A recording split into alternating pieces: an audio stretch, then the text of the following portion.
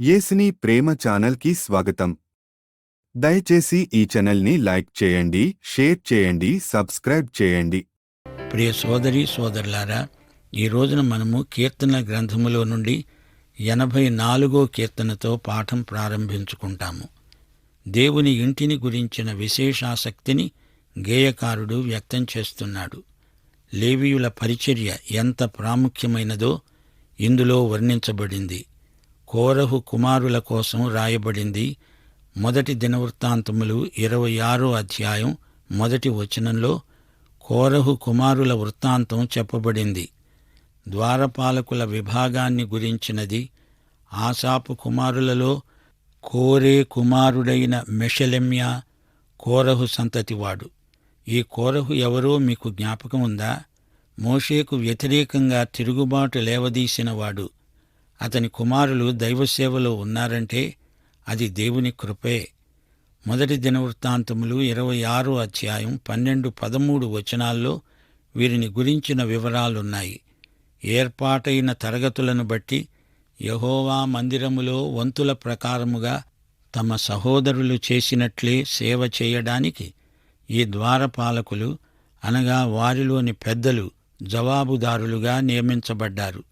చిన్నలకేమీ పెద్దలకేమీ పితరుల ఇంటి వరుసను బట్టి ఒక్కొక్క ద్వారము వద్ద కావలి ఉండడానికి వారు చీట్లు వేశారు. వీరు ద్వారపాలకులై గుడారాన్ని కాపాడిన యువకులు. ఈ కీర్తనలో ఆరాధన గుడారము, దేవస్థానము పేర్కొనబడడం విశేషం. 84వ కీర్తన మొదటి వచనం నుండి సైన్యములకు అధిపతి యెహోవా, నీ నివాసములు ఎంత రమ్యములు! యెహోవా మందిరావరణములను చూడాలని నా ప్రాణము ఎంతో ఆశపడుతున్నది. అది సొమ్మసిల్లుతున్నది. జీవము గల దేవుణ్ణి దర్శించడానికి నా హృదయము శరీరము ఆనందముతో కేకలు వేస్తున్నాయి. సైన్యములకు అధిపతి యెహోవా, నా రాజా, నా దేవా, నీ బలిపీఠమునొద్దనే పిచ్చుకలకు నివాసము దొరికింది. పిల్లలు పెట్టడానికి వానకోవెలకు గూటి స్థలం దొరికింది. నీ మందిరమందు నివసించేవారు ధన్యులు. వారు నిత్యము నిన్ను స్తుతిస్తారు. సెలా. నీ వలన బలమునొందే మనుష్యులు ధన్యులు.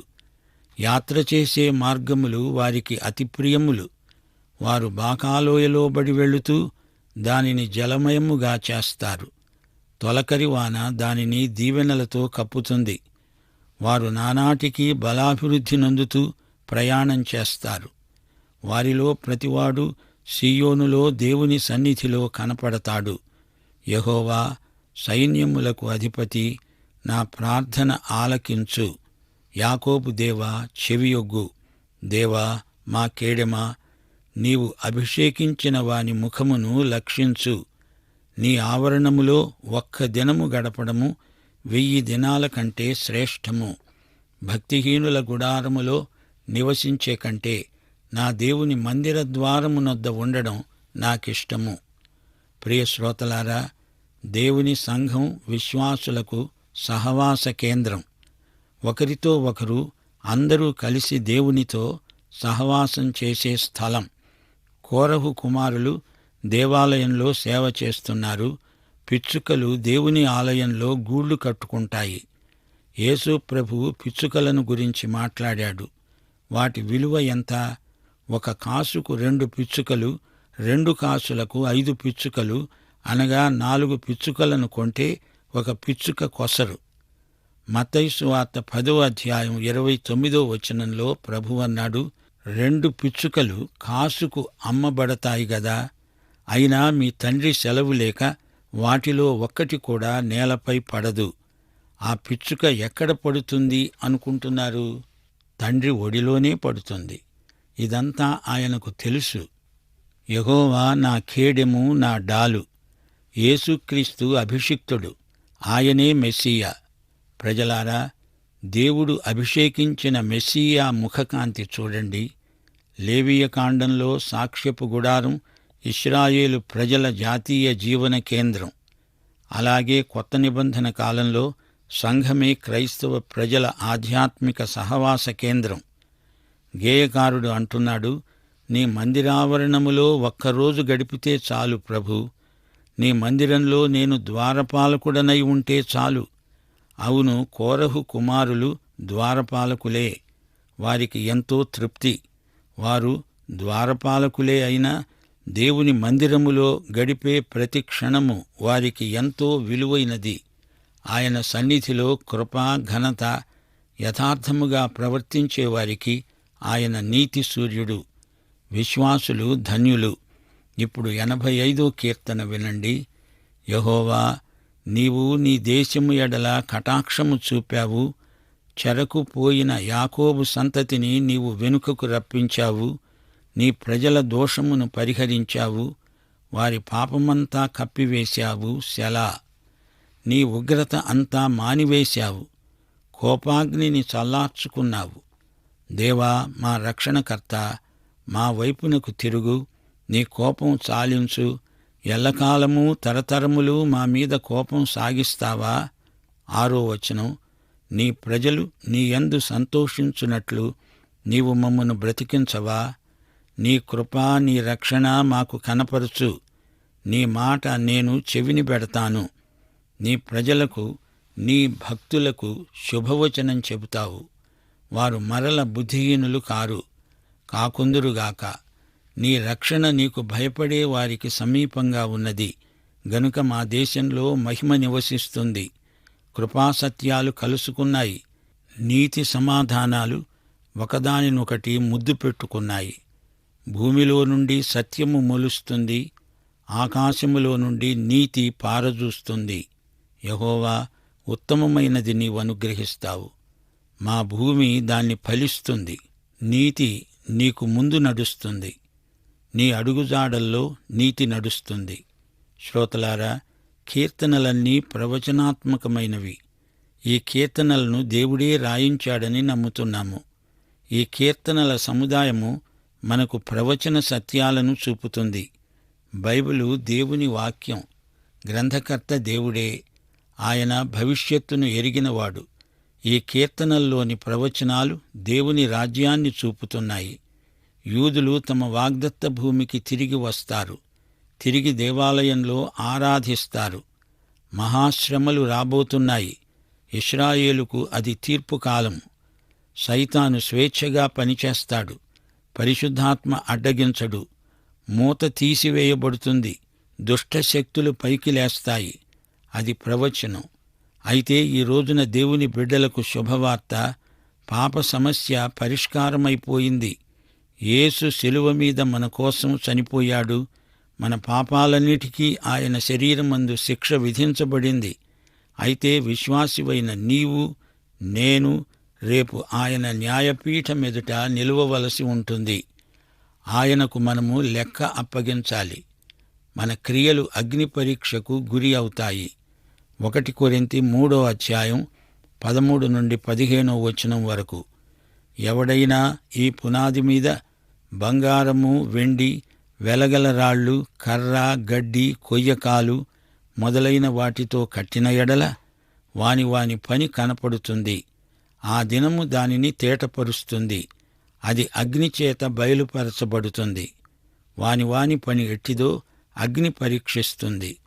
పునాది మీద ఒకడు కట్టిన పని నిలిచిన ఎడల జీతము పుచ్చుకుంటాడు. ఒకని పని కాల్చివేయబడిన ఎడల వానికి నష్టం కలుగుతుంది. అతడు తన మట్టుకు రక్షించబడతాడు గాని అగ్ని నుండి తప్పించుకున్నట్లు రక్షించబడతాడు. మన తీర్పరి యేసు ప్రభువే. భళా నమ్మకమైన మంచి దాసుడా అని ఆయన నిన్ను నన్ను మెచ్చుకుంటే చాలు. మహాశ్రమలు రాబోతాయి. అవి యాకోబు శ్రమలు. ఇశ్రాయేలు శేషిత జనాంగం ఆ శ్రమల కాలంలో ఉంటారు. సంఘం ఉండదు. అప్పటికే సంఘం ఎత్తబడి ఉంటుంది. దేవుడే ఇశ్రాయేలు ప్రజల కన్నీటిని తన ఉత్తరీయపు చెంగుతో తుడుస్తాడు. అంతవరకు వారి కన్నీళ్లే వారికి అన్నపానములు. ఈ రోజున మన సంఘాలలో గొప్ప ఉజ్జీవం రావాలని నిరీక్షిస్తున్నాము. విశ్వాసుల జీవితాలలో సంతోషం కనిపించటం లేదు. నిర్జీవంగా ఉన్నారు. అందుకే మనము ప్రార్థించాలి. నీ ప్రజలు నీ యందు సంతోషించేటట్లు దేవా, మరల మమ్మును బ్రతికించు. ఇదే ఉజ్జీవం. కృపా సత్యము రెండూ కలుసుకున్నాయి. నీతి సమాధానము ఒకదానినొకటి ముద్దు పెట్టుకున్నాయి. ఈ రోజున కృప సత్యము కలుసుకున్నట్లు లేదు. నీతి సమాధానము ఎడముఖము పెడముఖములాగా ఉన్నాయి. నీతి లేనిదే సమాధానం లేదు, సమాధానము లేనిదే నీతి కలగదు. ఈ రెండూ పరస్పరం ఒకదానిపై ఒకటి ఆధారపడి ఉన్నాయి. యేసు వస్తాడు, పరిపాలిస్తాడు. ఆయన నీతిరాజు, సమాధానకర్తయైన అధిపతి. ఇప్పుడు 86వ కీర్తన వినండి. రాబోయే రాజ్యాన్ని గురించి దావీదు ప్రార్థిస్తున్నాడు. ఇది దావీదు కీర్తన. కీర్తనల్లో ఎలోహిం అనే దేవుని పేరు వచ్చినప్పుడు ఆయన సృష్టికర్త అని మనము జ్ఞాపకం చేసుకోవాలి. యెహోవా అన్నప్పుడు ఆయన రక్షకుడని గుర్తించాలి. ఈ 86వ కీర్తనలో దేవునికి అదోనై అనే పేరు ప్రయోగించబడింది. అదోనై అనగా ప్రభువు. యూదులు యెహోవా అనే పేరు ఎక్కువ వాడరు, అదోనై అని దేవుణ్ణి సంబోధిస్తారు. యెహోవా అనడం యూదులకు ఇష్టముండదు. ఎందుకనగా అది అతి పరిశుద్ధమైన నామము, యావే అనే నామము. యెహోవా అనడానికి బదులు అదోనై అంటారు. అదోనై పరిశుద్ధ దేవుడు, రక్షకుడు, కనికరము, కృపా గల దేవుడు. ఈ 3 నామధేయాలు గుర్తించుకోండి. ఎలోహిం, యావే లేక యెహోవా, అదోనై లేక ప్రభువు. ఈ 86వ కీర్తనలో అదోనై అనే పేరు 7 సార్లు వస్తుంది. ఇది దావీదు ప్రార్థన. 11వ వచనం వరకు అంతా ప్రార్థనే. యెహోవా, నేను దీనుణ్ణి, దరిద్రుణ్ణి, చెవియొగ్గి నాకు ఉత్తరమియ్యి. నీ భక్తుణ్ణి, నా ప్రాణం కాపాడు. నీ సేవకుణ్ణి రక్షించు. నిన్నే నమ్ముకున్నాను. అదోనై ప్రభూ, దినమెల్లా నీకు మొర్రపెడుతున్నాను. కరుణించు ప్రభూ. నా ప్రాణమును నీ వైపు ఎత్తుతున్నాను. నీ సేవకుని ప్రాణానికి సంతోషం కలిగించు. ప్రభూ, నీవు దయాళుడవు. నీ మనస్సు క్షమించడానికి ఎల్లప్పుడూ సిద్ధమే. కృపాతిశయము గలవాడవు. నా మనవుల ధ్వని ఆలకించు. ఆపత్కాలమందు మొర్రపెడుతున్నాను. నీవు మహాత్మ్యము గల దేవుడవు. ఆశ్చర్యకార్యాలు చేస్తావు. అద్వితీయ దేవుడవు. ప్రభూ, దేవుళ్లలో నీ వంటివాడు లేడు. నీ కార్యములకు సాటి అయినవి లేవు. నీవు సృజించిన అన్యజనులందరూ వచ్చి నీ సన్నిధిలో నమస్కారం చేస్తారు. నీ నామమును ఘనపరుస్తారు. యెహోవా, నేను నీ సత్యమును అనుసరించి నడుచుకునేటట్లు నీ మార్గమును నాకు బోధించు. నీ నామమునకు భయపడేటట్లు నా హృదయానికి ఏకదృష్టి కలుగచెయ్యి. ఈ ప్రార్థన మనందరి ప్రార్థన కూడా. మన హృదయాలకు ఏకదృష్టి అవసరం. అపొస్తలుడైన పౌలు కూడా ఇలాంటి ఏకదృష్టి కోసం ప్రార్థించాడు. నేను ఒకటి చేస్తున్నాను, వెనక ఉన్న వాటిని మరచి ముందున్న వాటి కోసమై వేగిరపడుతూ గురి వద్దకే పరిగెత్తుతున్నాను. ఫిలిప్పీ పత్రిక 3వ అధ్యాయం 13వ వచనం. ఈ రోజున చాలామంది క్రైస్తవులు చిల్లర పనులతో కాలయాపన చేస్తున్నారు. వీరికి ఏకదృష్టి అవసరం. అపొస్తలుడైన పౌలు దమస్కు మార్గంలో ప్రభువును అడిగాడు. నేనేమి చెయ్యాలి? ఏమి చెయ్యాలో ప్రభువే చెప్పాడు. కీర్తనలు 32:8వ వచనంలో దావీదు ప్రార్థించాడు. ఆ ప్రార్థనకు జవాబుగా దేవుడన్నాడు, నీకు ఉపదేశం చేస్తాను, నీవు నడువవలసిన మార్గమును నీకు బోధిస్తాను. నీ మీద దృష్టి ఉంచి నీకు ఆలోచన చెప్తాను. ప్రభూ, నీ మార్గమందు నడుస్తామని మనము దేవునికి ఈ రోజున మాట ఇవ్వాలి. అదే దేవుడు మన నుండి కోరుతున్నాడు. ఈ కీర్తన ముగింపులో దావీదు అంటున్నాడు, ప్రభూ, దయాదాక్షిణ్యములు గల దేవా, దీర్ఘశాంతుడా, కృపాసత్య సంపూర్ణుడా, కరుణించు, బలము అనుగ్రహించు, రక్షించు. నీ సేవకుణ్ణి, నీ సేవకురాలి కుమారుణ్ణి నన్ను ఆదరించు. శుభకరమైన ఆనవాలు నాకు కనపరచు.